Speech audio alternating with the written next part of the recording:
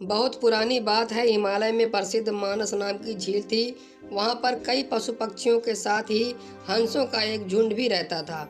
उनमें दो हंस बहुत आकर्षक थे और दोनों ही देखने में एक जैसे थे।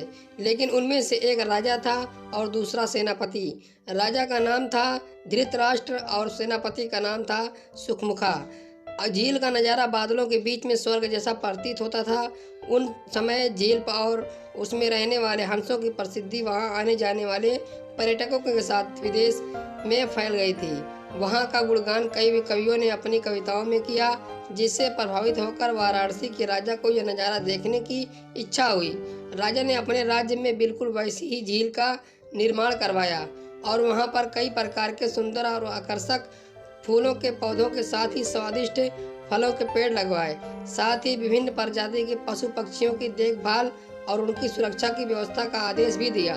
वाराणसी का यह सरोवर भी स्वर्ग जैसा सुंदर था, लेकिन राजा के मन में अभी भी उन दो हंसों को देखने की इच्छा थी जो मानस सरोवर में रहते थे। एक दिन मानस सरोवर के अन्य हंसों ने राजा के सामने वाराणसी के सरोवर जाने की इच्छा प्रकट की, लेकिन हंसों का राजा समझदार था। वह जानता था कि अगर वो वहां गए तो राजा उन्हें पकड़ लेगा। उसने सभी हंसों को वाराणसी जाने से मना किया, लेकिन वो नहीं माने। तब राजा और सेनापति के साथ सभी हंस वाराणसी की ओर उड़ चले। जैसे ही हंसों का झुंड उस झील में पहुंचा तो अन्य हंसों को छोड़कर प्रसिद्ध दो हंसों की शोभा देखते ही बनती थी।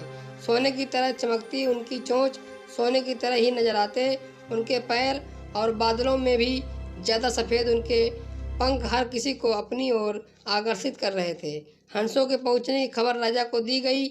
उसने हंसों को पकड़ने की युक्ति सोची और एक रात जब सब सो गए तो उन हंसों को पकड़ने के लिए जाल बिछाया गया।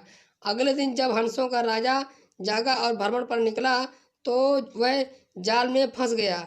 उसने तुरंत ही तेज आवाज में अन्य सभी हंसों को वहां से उड़ने और अपनी जान बचाने का आदेश दिया।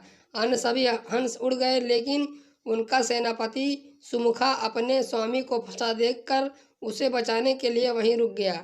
इस बीच हंस को पकड़ने के लिए सैनिक वहां आ गया। उसने देखा कि हंसों का राजा जाल में फंसा हुआ है और दूसरा राजा को बचाने के लिए वहां खड़ा हुआ है। हंस की स्वामी भक्ति देखकर सैनिक बहुत प्रभावित हुआ और उसने हंसों के राजा को छोड़ दिया। हंसों का राजा समझदार होने के साथ साथ दूरदर्शी भी था। उसने सोचा कि अगर राजा को पता चलेगा कि सैनिकों ने उसे छोड़ दिया है तो राजा इसे जरूर परार दंड देगा। तब उसने सैनिकों से कहा कि आप हमें अपने राजा के पास ले चलें। यह सुनकर सैनिक उन्हें अपने साथ राज दरबार में ले गया। दोनों हंस सैनिकों के कंधे पर बैठे थे। हंसों का सैनिक के कंधे पर बैठा देखकर हर कोई सोच में पड़ गया। जब राजा ने इस बात का रहस्य पूछा तो सैनिक ने सारी बात सच सच बता दी। सैनिक की बात सुनकर राजा के साथ ही सारा दरबार उनके साहस और सेनापति की स्वामी भक्ति पर हैरान रह गया और सभी के मन में उनके लिए प्रेम जाग उठा। राजा ने सैनिकों को माफ कर दिया और दोनों हंसों को आदर के साथ कुछ और दिन ठहरने का निवेदन किया।